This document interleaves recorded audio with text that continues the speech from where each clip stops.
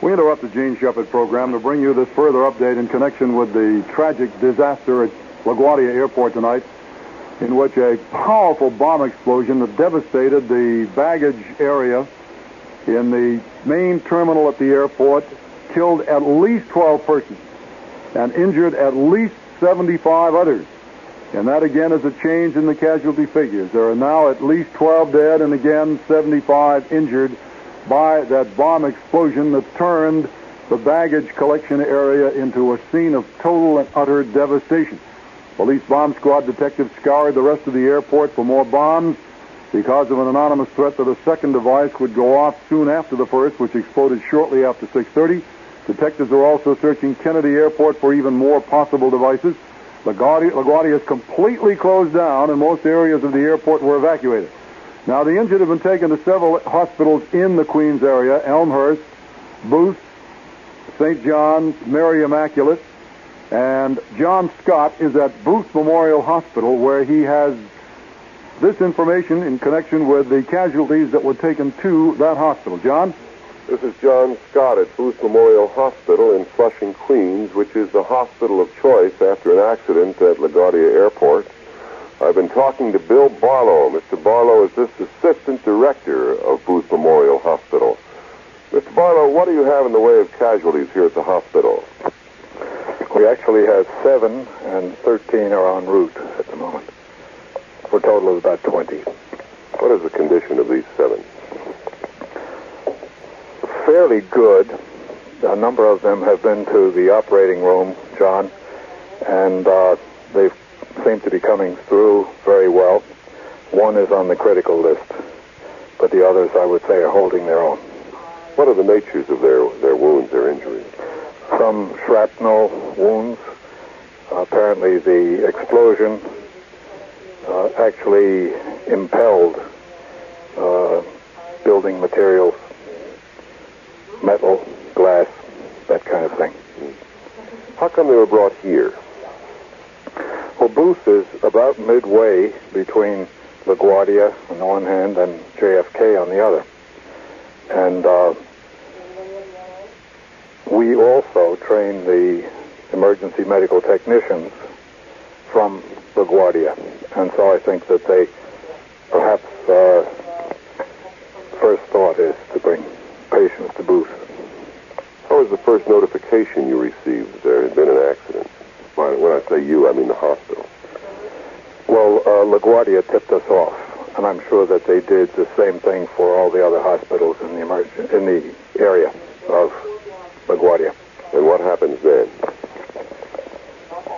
Well, John, as a regular thing, because of the location of the institution, so close to LaGuardia and to JFK, we regularly have disaster drills.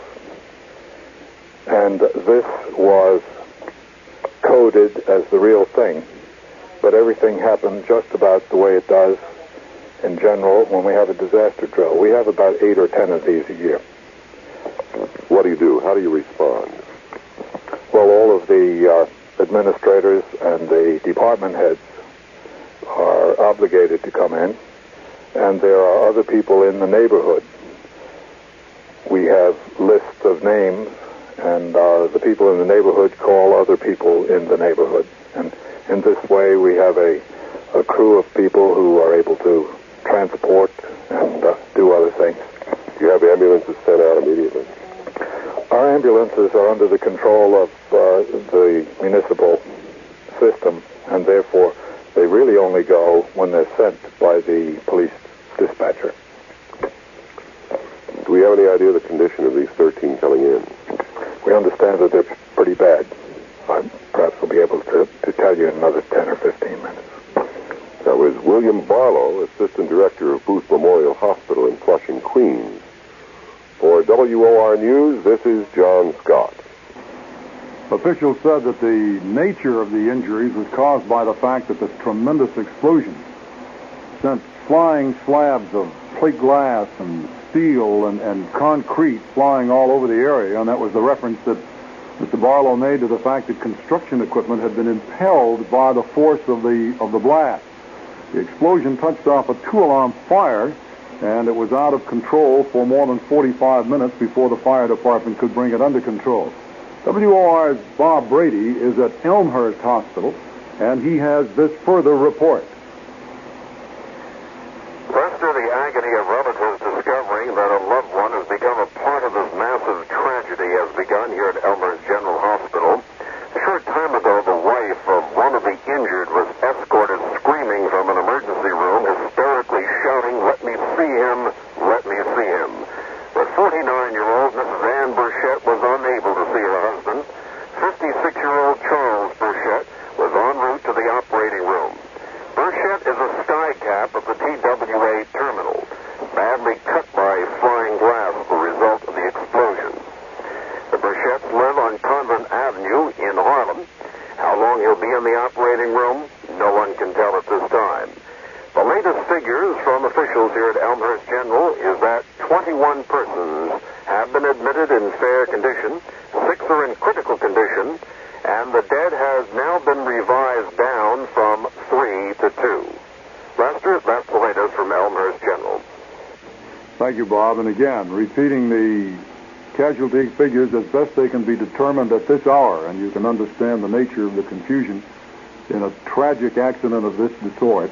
At least 12 are reported dead, and this is the official report from the Port Authority Police, and at least 75 others injured by this tremendously powerful explosion that totally devastated the baggage pickup area shared by 3 airlines at LaGuardia Airport at the very height of the nighttime rush hour when the area was jammed with people awaiting picking up their baggage at the arrival spot. It still has not been determined exactly where that blast occurred.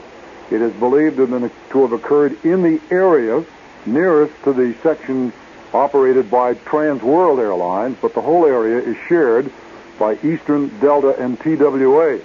As you may have heard Rogers giving us a report earlier, a couple of TWA employees indicated to him that they felt that the bomb had arrived at LaGuardia aboard an incoming flight, had been placed in luggage, and was on the conveyor belt when it exploded. Now the mystery there would be, how could it possibly have escaped detection when it was put on the plane at its departure point sometime earlier in the day?